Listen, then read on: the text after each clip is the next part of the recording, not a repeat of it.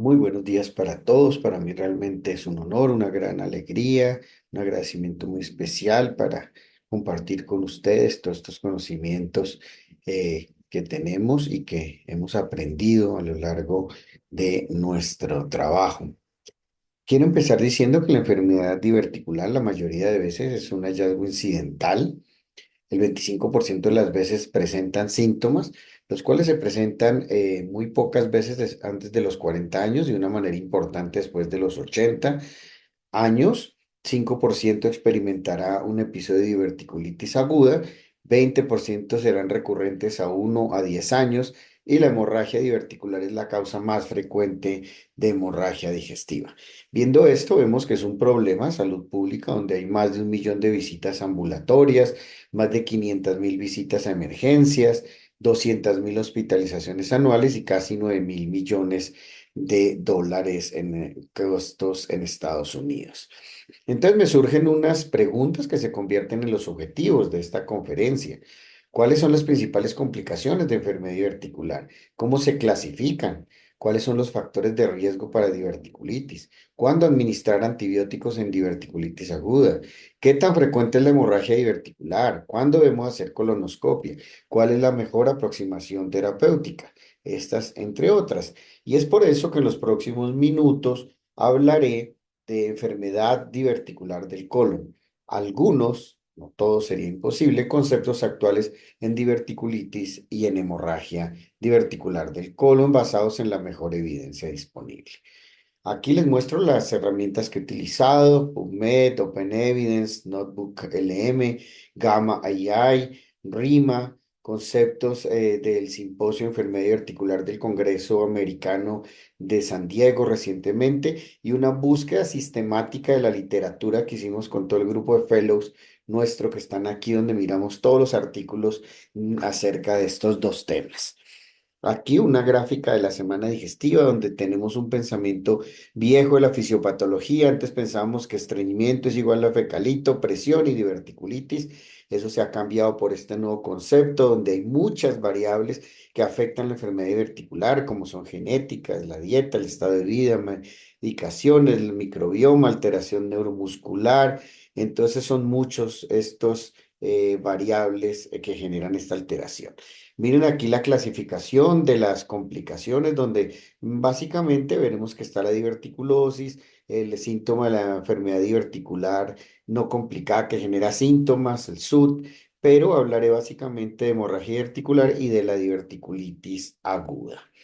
El primer escenario problema que les propongo son casos de la vida real nuestros, donde un hombre de 60 años llega al servicio de urgencias con dolor abdominal en mesogastrio y en mi abdomen derecho severo, 3 días de evolución con fiebre, distensión, meteorismo, pero era un paciente inmunosuprimido con EPOC, hipertensión, diabetes y todos los medicamentos que esto conlleva. Llegó taquicárdico, febril y un abdomen con dolor generalizado, sin signos de irritación peritoneal, leucocitosis. Y en el TAC vemos un engrosamiento a nivel de la zona diverticular izquierda, sin signos de absceso y sin perforación. Entonces les voy a hacer las primeras preguntas al auditorio. Levanten la mano los que le ponen antibiótico. Levanten la mano los que los llevan a cirugía. Bueno, la diverticulitis aguda se caracteriza por la inflamación de uno o varios divertículos. Puede ser, como les dije, complicada o no complicada. La no complicada básicamente es el engrosamiento de la pared del colon y los cambios inflamatorios pericolónicos, como vimos ahí. La enfermedad complicada pues ya es con absceso, hemorragia, peritonitis y 12% tienen una diverticulitis complicada. La mayoría es no complicada. La no complicada se caracteriza, como les mostré en ese tag, engrosamiento de la pared del colon y cambios inflamatorios alrededor. Y la complicada incluye abscesos, peritonitis, obstrucción y fístulas. Tiene que haber unos factores de riesgo que se encuentran generalmente asociados con la edad. Ya vimos que mayor de 70 años es el 80%. El índice de masa corporal aumentado aumenta el riesgo de complicaciones, igual que el tabaquismo y algunas susceptibilidades genéticas. Lo mismo la ingesta de algunos medicamentos como los AINES que aumentan el riesgo de perforación y absceso, los esteroides, los opioides y la terapia hormonal en algunos casos. También hay que tener en cuenta los diagnósticos diferenciales y siempre es muy importante tener una mente abierta con la intención de descartar otras cosas como son el cáncer colorectal, la colitis isquémica que se presenta en grupos muy parecidos de edades, la enfermedad inflamatoria intestinal que muchas veces van juntas y no es fácil hacer el diagnóstico diferencial y la apendicitis aguda, sobre todo en Oriente que es más donde se presentan más al lado derecho diferente a Occidente que están localizados en el lado izquierdo. ¿Cuál es la precisión de la historia clínica? Nosotros sabemos que los síntomas, pues el interrogatorio es supremamente importante, sin embargo, no es tan preciso, solo 40-65% nos ayuda en el diagnóstico. Miren que todo eso, tal vez el síntoma evaluado entre el dolor abdominal, sobre todo el lado izquierdo, el dolor constante, cambios de hábito intestinal que predomina, el estreñimiento, síntomas urinarios que se pueden presentar y pérdida de peso y náuseas o vómito. El más importante es el dolor abdominal del lado izquierdo que tiene un riesgo de verosimilitud de 3.3 que es muy bajo. Significa que cuando lo cruzamos en la línea de Faguet vamos a encontrar que es bajo. Normalmente es bueno por encima de 7 10. Entonces no nos da tanta utilidad para el diagnóstico. En cuanto a los exámenes físicos, la sensibilidad en cuadrante inferior izquierdo, mire que es bien importante, nos da una relación de verosimilitud de 10 puntos, lo cual ya les dije es alto y es muy importante para hacer diagnóstico. Lo mismo si hay masa palpable, distensión, fiebre, aunque no necesariamente tienen que estar complicados. Defensa muscular y rigidez ya nos preocupa pensando en una perforación. El laboratorio, pues debemos pedir todo lo que siempre pedimos en el servicio de urgencias y nos puede ayudar en una leucocitosis ya empezar a guiarnos sobre una enfermedad articular complicada. Y miren ustedes que la PCR es interesante. Algunos estudios, un trabajo interesante prospectivo mostró que cuando la PCR está por encima de 10 generalmente es una diverticulitis no complicada versus 26 miligramos en una complicada. Entonces, ojo con esos puntos de corte que se acercan más a 26 con respecto a 10 seguramente será una enfermedad articular complicada. Entonces, se propuso un umbral en este trabajo para diverticulitis del 17, lo cual da una sensibilidad y una especificidad casi cercanas al 90%. La pregunta es si son necesarias las imágenes. Es obvio que son elementos muy importantes para el diagnóstico. Casi siempre en el servicio de urgencias tenemos la tomografía, que es el método de elección que nos da una sensibilidad y una especificidad muy altas y casi que es clave para el diagnóstico. Ha ido creciendo y ustedes saben que el ultrasonido abdominal ha ido creciendo, sobre todo en estos últimos semanas y meses y años con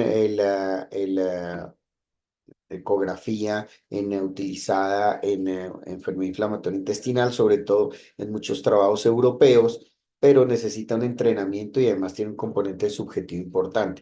La resonancia magnética nos da una muy buena sensibilidad y especificidad, pero es muy difícil en los servicios de urgencias, los costos, y ya tiene un nivel pues más avanzado, por lo tanto la tomografía es lo más importante. Ya una vez hecho el diagnóstico, debemos clasificarla. Todos sabemos que en una época existía en el 78 la clasificación de Hinchey, que todos usamos, que era una clasificación más radiológica e quirúrgica, que ha sido reemplazada, ya ha tenido un par de modificaciones. Esta es la última, la modificación de Kaiser del 2005, donde ya tiene un componente clínico y un componente radiológico, tomográfico, y es importante conocerlo y aplicarlo porque basado en esto tenemos también el manejo de nuestros pacientes, desde cero diverticulitis leve hasta 4 con peritonitis fecal generalizada.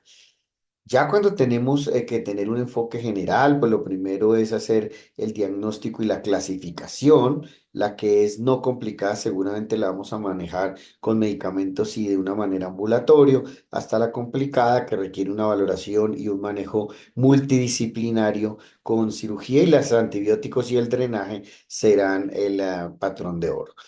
Un artículo que les traje de unos 5 que hay, un ensayo clínico aleatorizado de antibióticos versus no antibióticos en pacientes con diverticulitis no complicada. Miren ustedes nuestro gráfico de bosque donde realmente no hay diferencia significativa entre usarlos y no usarlos en recurrencia, en tasa de fallo. tampoco hay diferencia, en readmisión a urgencias no hay diferencia y en resección quirúrgica no hay diferencia.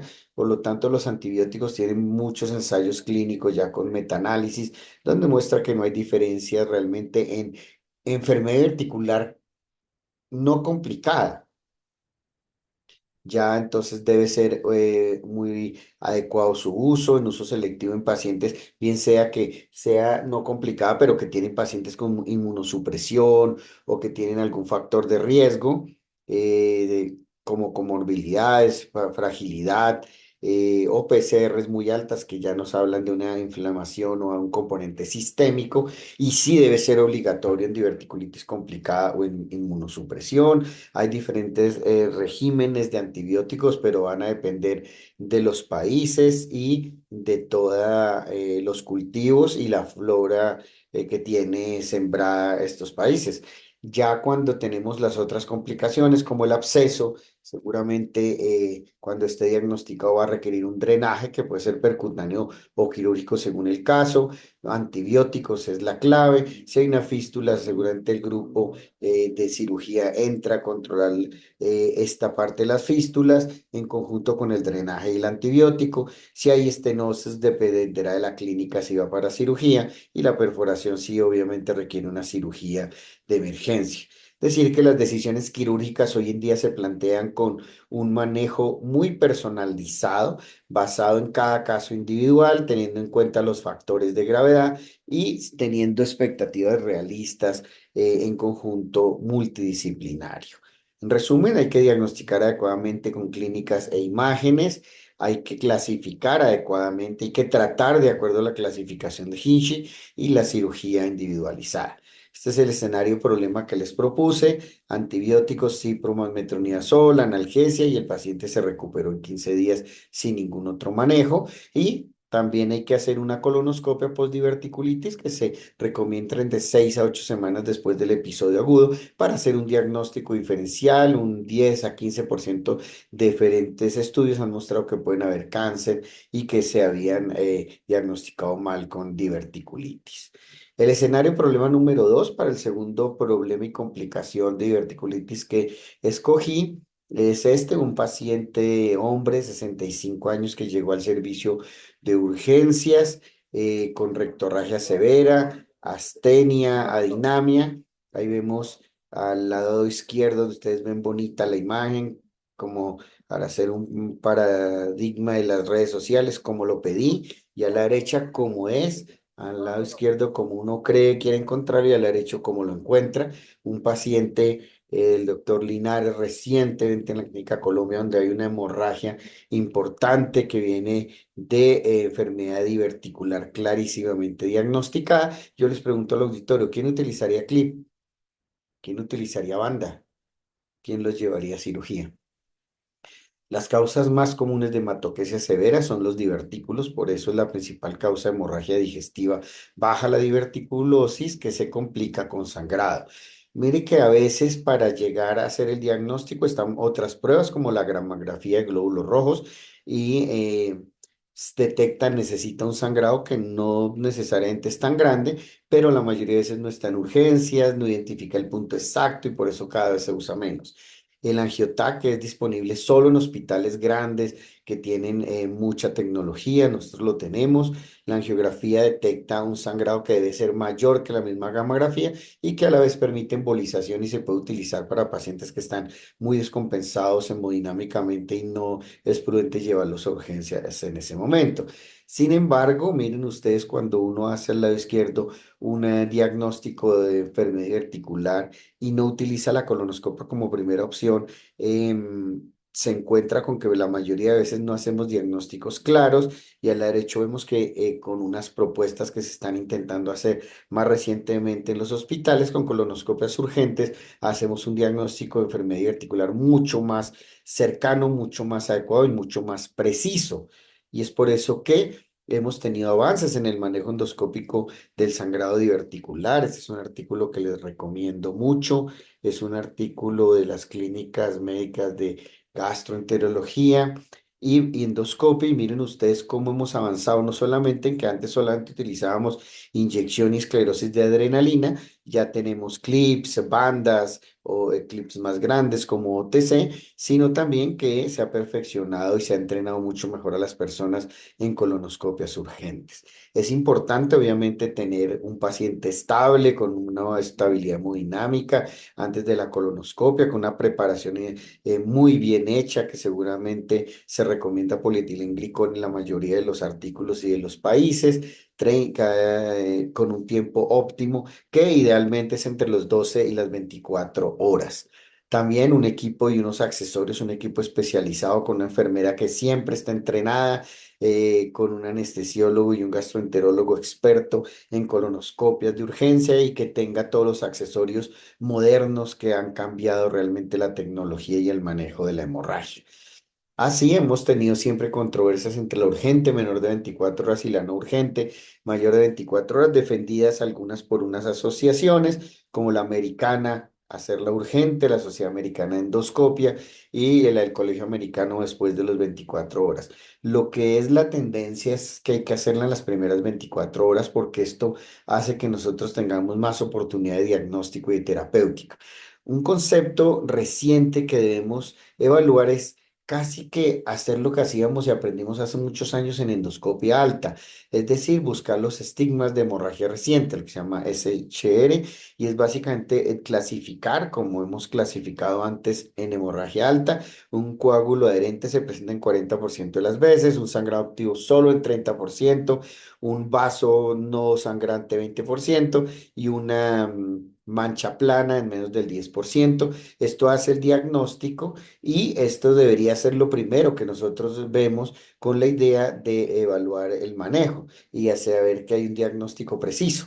Ya si vemos que hay un sangrado activo, miren que hay una tasa de resangrado al mes del 84%, vaso visible 60% y coágulo adherente 43%. Esto haciendo la analogía con hemorragia digestiva alta. También se recomiendan métodos, técnicas de inmersión, donde hay estudios que nos muestran, como vemos ahí, cómo con la inmersión se ve muy bonito la hemorragia en la base del divertículo y podemos hacer un manejo más certero.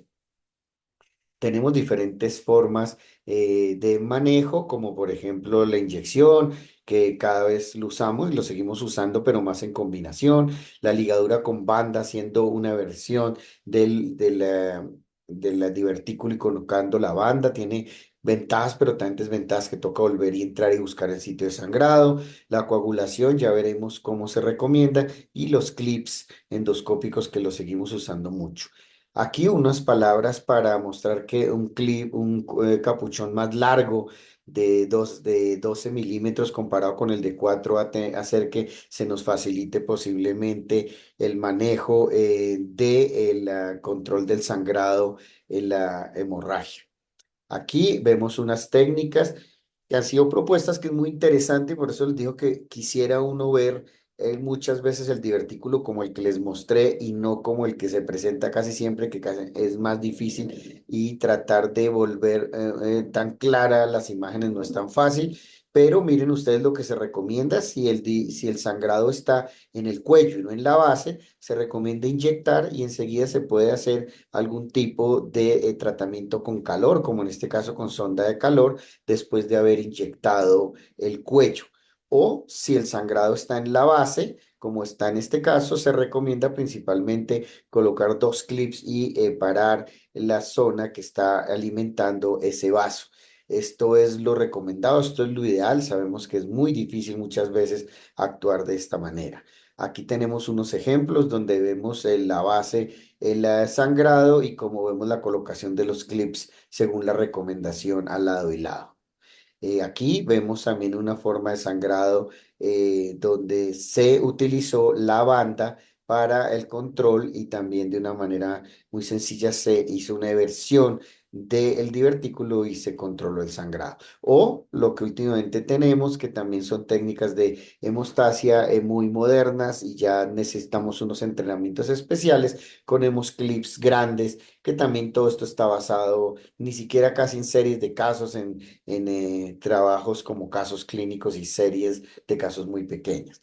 La cirugía raramente es necesaria como primera línea, pero es muy importante tenerla en cuenta y tener al cirujano como parte del equipo multidisciplinario y ya sabemos que hay que primero hacer el diagnóstico, sabemos que debemos hacer un diagnóstico parecido a endoscopia digestiva alta y un tratamiento adecuado.